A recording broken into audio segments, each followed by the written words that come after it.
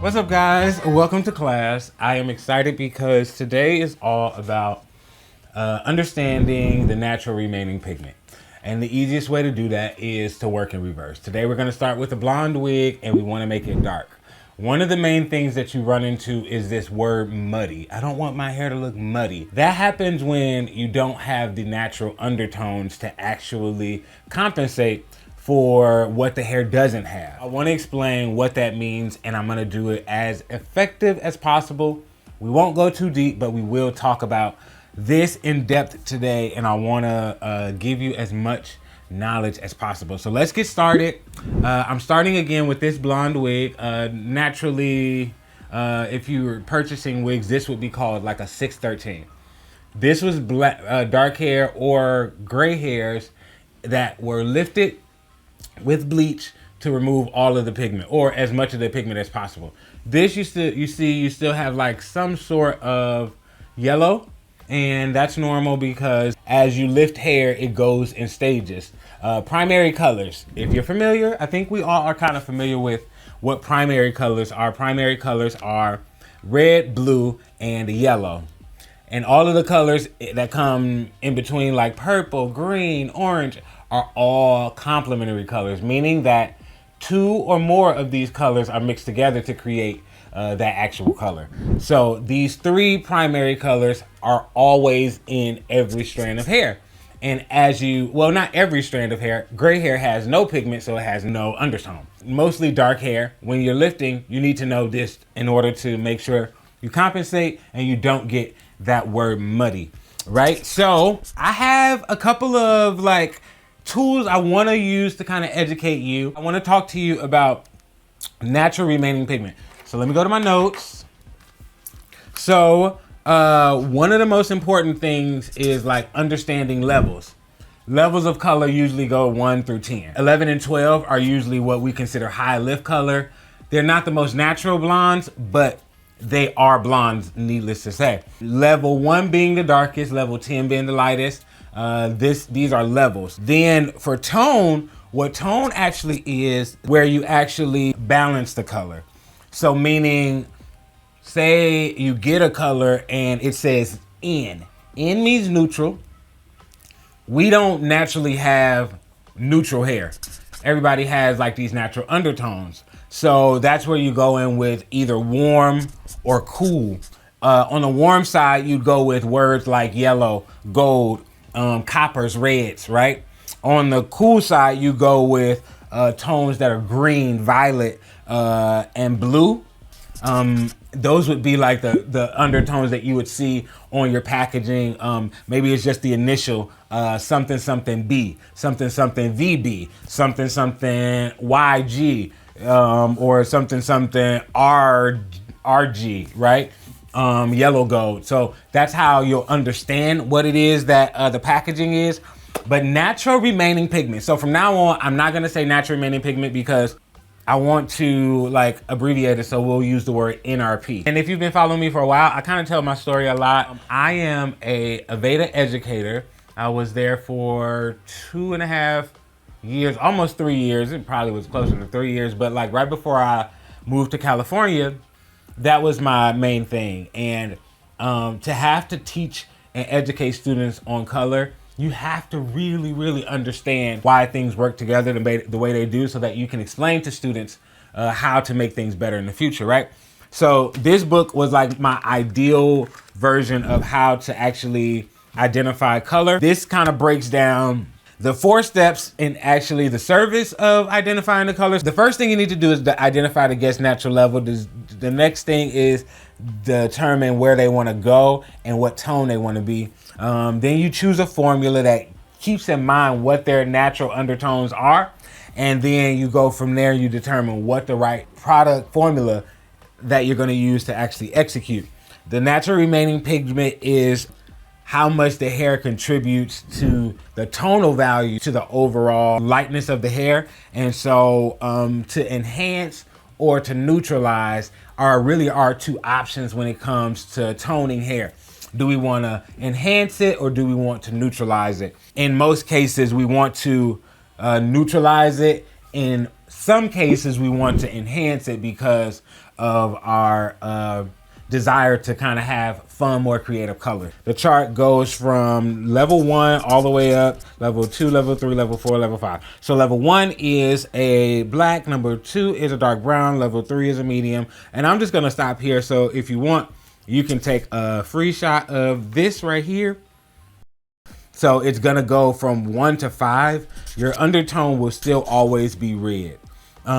Once you get past a level 5, you go into red orange. And so the complementary colors are the colors that you're going to use to actually neutralize this, to bring this to a balanced color, a color that doesn't look too vibrant, but doesn't look dull either. And so that's why this chart is kind of really important. With that being said, the next step is really going to be to get the wig prepped for color. With this particular piece, I want to use a level 2 to get it as dark as possible.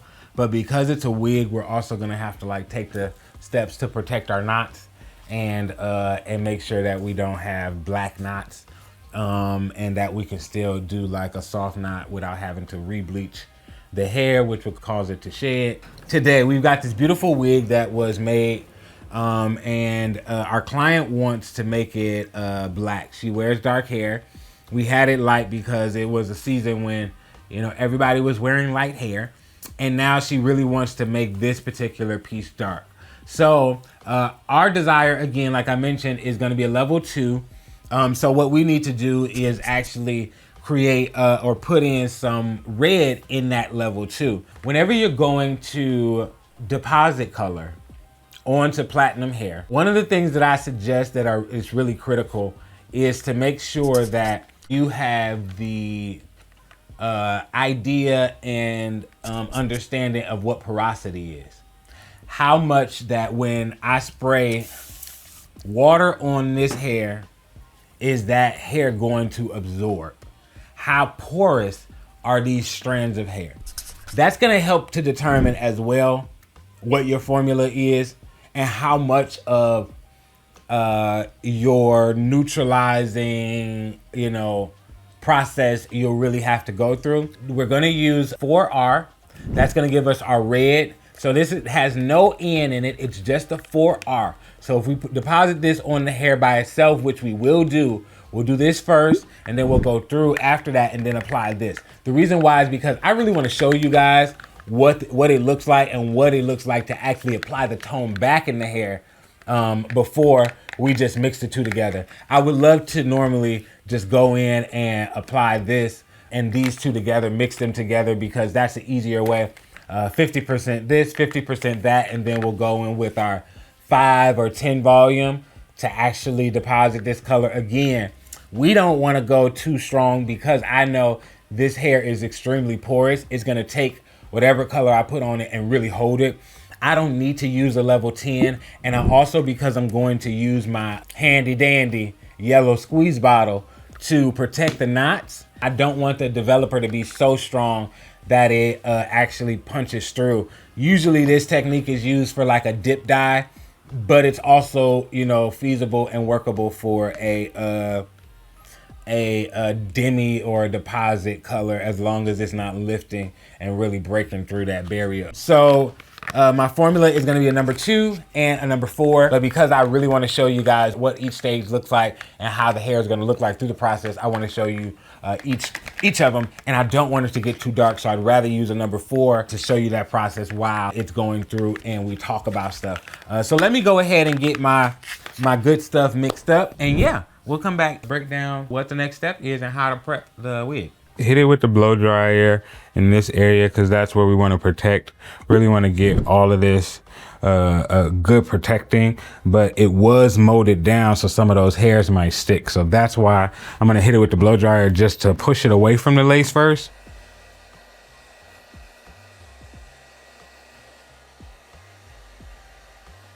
Because this is a short wig, the back is not so important, and then this middle panel is not important as, it's not as important, but this hairline is going to be critical because we want to be able to have that parting space and also be able to have that scalp-like appearance.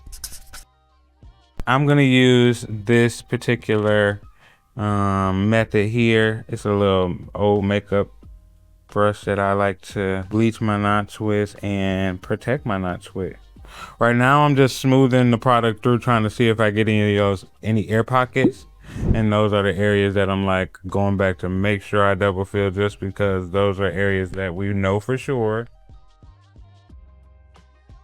Now next step is going to be to line this up and put the pins right back. And what I'm doing is just lifting and moving the hair around. All right, and right before we start, I'm gonna put this under the dryer. All right, so it is time. So it's been under there for about an hour. You got areas where it's really, you can see the product at the scalp there. So that's just gonna give us that freedom to really be able to apply the product and have that separation. It's kind of the same way all the way around. That product just created like a barrier. Can't really see it, but it's a white cast that's like separating, and I guess for me, protecting the knots is how I would describe it. First thing is gonna be to apply our red. And so with the red, I'm actually gonna do a liquid. I didn't want to actually use a water dye, so using the liquid is gonna give me a little bit of an easier application.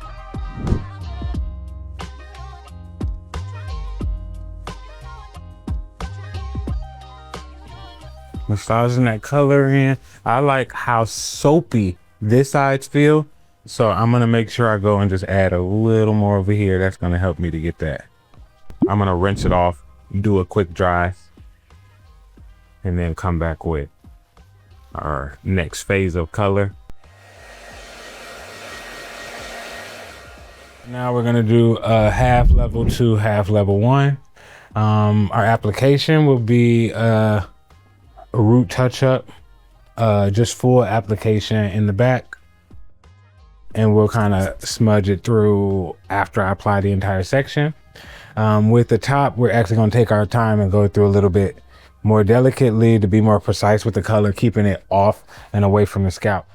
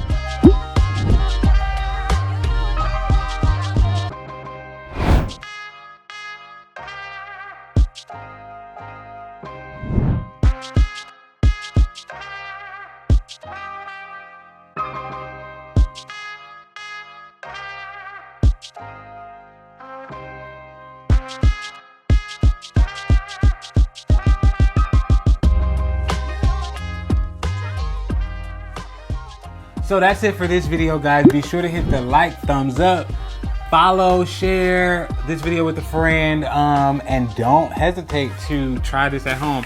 This was platinum, and now we are jet black, ready for TV.